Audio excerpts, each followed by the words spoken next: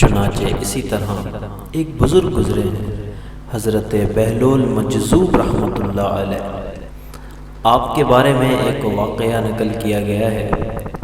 لکھا ہے کہ حضرت بہلول مجذوب رحمۃ اللہ علیہ ایک دن سمندر کے کنارے بیٹھے مٹی کے گھر بنا رہے تھے اور صدائیں لگا رہے تھے، ہے کوئی جو چاہتا ہو جنت میں گھر بنوانا میرے پاس آئے اور سودا کرے، میں اس کو جنت میں محل دوں گا۔ ہے کوئی جو چاہتا ہو جنت میں محل بنوانا وہ میرے پاس آئے مجھ سے سودا کرے، میں اس کو جنت میں محل دوں گا۔ اسی روز بادشاہ اور اس کی بیوی سمندر کے کنارے سے اپنی سواریوں پر گزر کر رہے تھے۔ اس گزر کے دوران بادشاہ کی بیوی نے یہ الفاظ سنے اور الفاظ سننے کے بعد بہلول مجذوب کے پاس آئی اور کہا، بتاؤ تمہارے اس جنت کے محل کی کیا قیمت ہے؟ حضرت بہلول مجذوب نے کہا، اس جنت کے محل کی قیمت صرف 1 درہم ہے۔ جنت کے محل کی قیمت صرف 1 درہم ہے۔ بادشاہ کی بیوی نے اس بہلول مجذوب رحمۃ اللہ علیہ کو 1 درہم نکال کر دیا۔ حضرت بہلول مجذوب رحمۃ اللہ علیہ نے نیچے سے مٹی اٹھائی، ایک گھر بنایا۔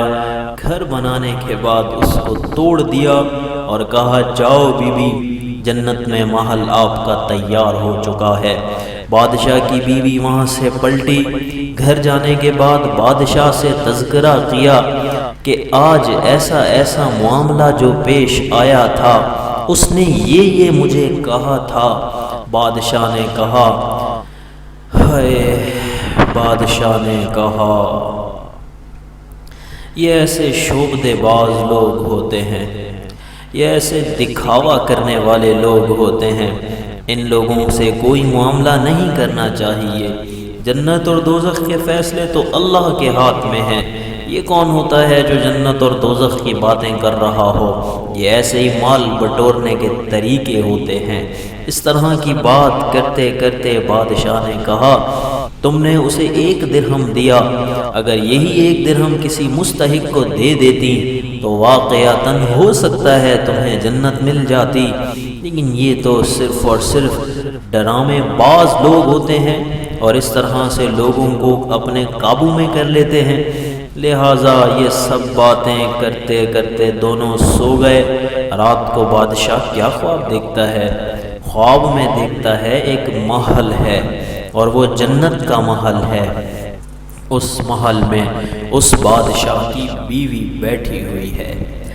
بادشاہ بھی اس خواب کے اندر اس محل میں جانے کی کوشش کرتا ہے۔ جو ہی وہ اس کے اندر داخل ہونے لگتا ہے، وہاں پر موجود فرشتے اس کو روک لیتے ہیں اور روکنے کے بعد کہتے ہیں، جی یہ آپ کی بیوی کا محل ہے، آپ کا محل نہیں ہے۔ جب کچھ دیر بعد آنکھ کھلتی ہے تو بادشاہ اپنی بیوی کی طرف دیکھتا ہے اور کہتا ہے کہ چلو مجھے اس مجذوب کے پاس لے چلو، آج میں نے ایسا ایسا خواب دیکھا ہے۔ لہٰذا دونوں دوبارہ وہاں پہنچے۔ سمندر کے کنارے حضرت بہلول مجذوب کو دیکھ کر دونوں کی خوشی کی انتہا نہ رہی۔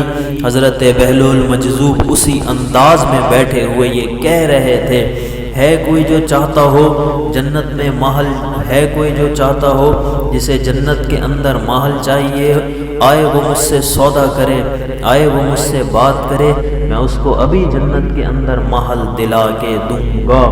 بادشاہ کی خوشی کی انتہا نہ رہی تھی۔ بادشاہ وہاں پہنچتا ہے اور کہتا ہے، ہاں مجھے جنت میں محل چاہیے، کیا قیمت ہے؟ حضرت بہلول مجذوب فرماتے ہیں، جنت میں محل کی قیمت 1,00,000 درہم ہے۔ جنت میں محل کی قیمت 1,00,000 درہم ہے۔ بادشاہ نے کہا، کل تو تم نے میری بیوی کو 1 درہم میں یہ محل دیا تھا، آج 1,00,000 درہم؟ بادشاہ کو حضرت بہلول مجذوب نے جواب دیا، وہ بن دیکھا سودا تھا تم دیکھ کر آئے ہو، وہ بن دیکھا سودا تھا تم دیکھ کر آئے ہو۔ میرے دوستوں، یہ اولیاء اللہ کے واقعات ہیں۔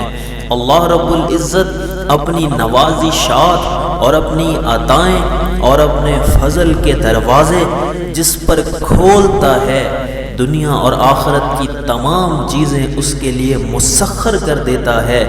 حضرت سیدنا عبد القادر جیلانی رحمۃ اللہ علیہ فرماتے ہیں، فقیر فرش پر بیٹھ کر عرش پر لوح قلم دیکھتا ہے۔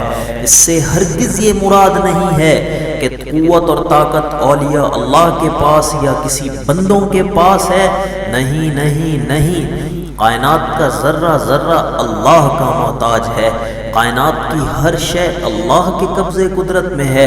یہ میرے اللہ اپنے دوستوں کی، اپنے ولیوں کی، اپنے محبوبوں کی، اپنے چاہنے والوں کی شان ظاہر فرماتا ہے۔ اولیاء اللہ کی شان اللہ ان کی مختلف کرامات سے ظاہر فرماتا ہے۔